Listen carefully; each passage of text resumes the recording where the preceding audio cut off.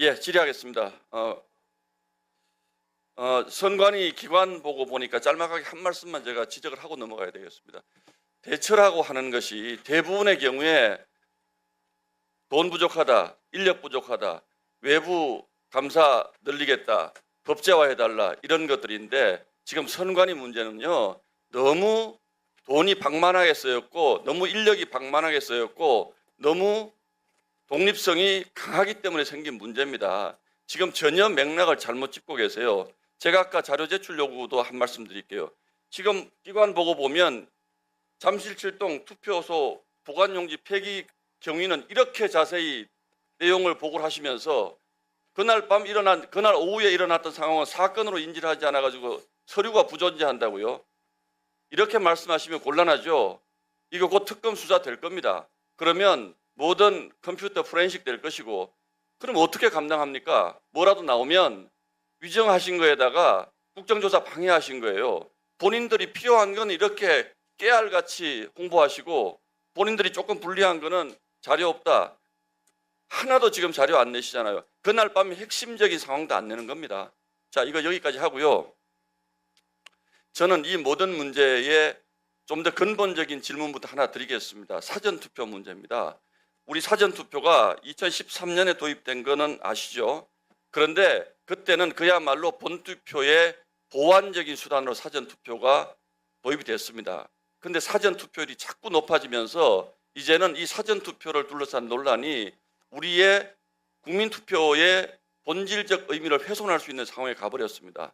이번 투표용지 부족도 사전투표율을 자꾸 높아지니까 결국은 미스가 난 걸로 저는 보고 있는데 그렇다면 이 사전투표를 주말에 하고 사흘을 기다렸다가 수요일날 본투표하는 이 방식이 과연 지금 이 시대에도 유효한 것인가에 대한 근본적인 질문이 필요하고 노태학 위원장님도 최근 인터뷰를 보면 사전투표 이거 손봐야 된다는 말씀을 하셨고 결정적으로 지금 선관위 직원들이 지금 사전투표 폐지에 대해서 다수가 지금 이거 사전투표는 이제 문제가 있다라고 지금 지적을 하고 있습니다. 그래서 이 사전투표를 어떻게 해야 될 것인지에 대해서 우리 선관위원들 의견부터 한번 여쭤보겠습니다. 자, 노태학 위원장님, 사전투표 손봐야 되지 않겠습니까? 뭐 궁극적으로는 우리 짧게 예스 노로만 대답해 주세요. 예. 다 물어봐야 되니까요. 사전투표 이거 어떻게 해야 되겠습니까?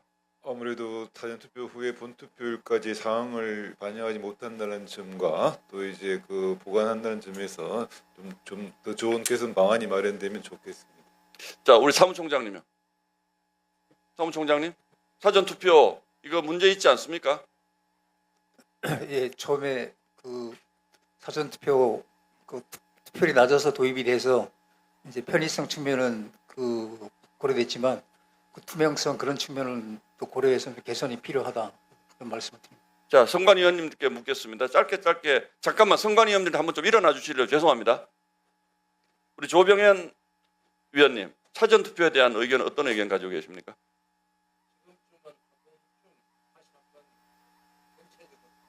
예, 마이크 혹시 마이크를 드릴 수 있나요? 마이크 빨리 갖다 드리세요. 잠깐만 시간 좀 멈춰주세요. 마이크 옆으로 돌려가면서 좀. 참고로 사전투표 축소 내지는 폐지에 대한 법안은 이미 여러 건이 발의되어 있다는 말씀을 드립니다. 사전투표 여러 가지 문제가 많고 손봐야 될 때가 된 거죠. 예, 지금 좀 한번 검토해봐야 될 시점이라고 생각합니다. 자, 조성대 위원님은 어떻게 생각하세요?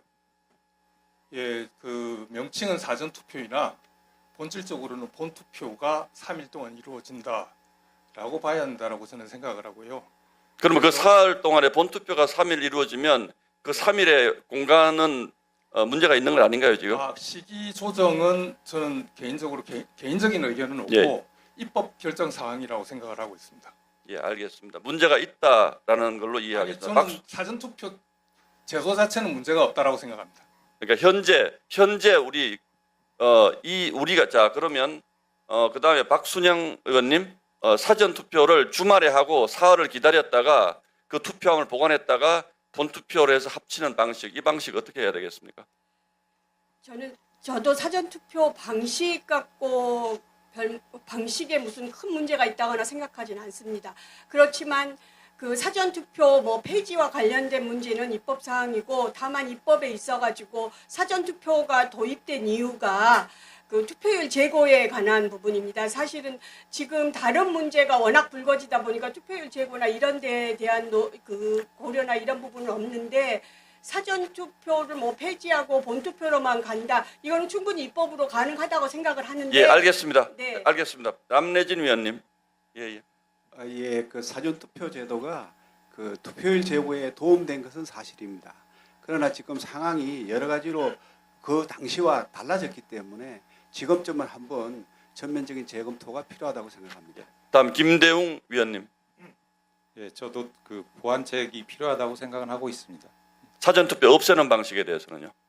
그 부분에 대해서도 뭐 좀 더 심도 있는 논의가 필요하다는 생각이 들고요. 사전 투표가 갖고 있는 장점과 단점이 있기 때문에 그런데 지금 현 상황에서는 여러 가지 또 문제 또 개선에 대한 요청이 있는 걸로 알고 있습니다. 따라서 그런 부분을 종합적으로 검토해서 새로운 좀 나은 제도로 만드는 것이 필요하다는 생각을 하고 있습니다. 예, 윤광일 위원님께도 여쭙겠습니다. 예, 저는 개선이 필요하다고 생각하고 있습니다. 예, 그리고 전현정 위원님.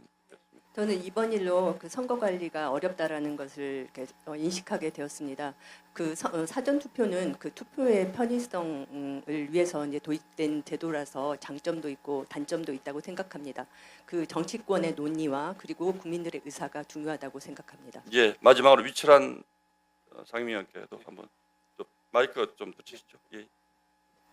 사전 투표가 시간적, 장소적 그 장애를 극복하는 데는 상당히 우리 국민들 투표 참정권 행사에 큰 도움이 된 것은 사실입니다. 그런데 그것이 관외 투표라는 것이 있기 때문에 엄청 그 직원들 우리나 투표 종사자들에게 큰 부담으로 작용하고 있는 것도 사실입니다. 예, 알겠습니다. 다 앉아주세요. 네. 예, 예, 감사합니다. 그 왜 제가 이 말씀 드리냐면요, 이 사전 투표가 투표율 제고라는 목표로 도입된 것은 사실이지만 이게 본 투표를 압도하는 상황이 되면서 첫 번째는 국민적 논란이 너무 심각하고 국론 분열이 너무 심각합니다. 그렇다면 선거 관리의 편의도 있지만 이 정도로 국론 분열이 심각한 것이라면 저는 사전 투표 전면 폐지해야 된다고 생각을 하고요. 북유럽의 일부 나라는 논란이 없기 때문에 사전 투표 하지만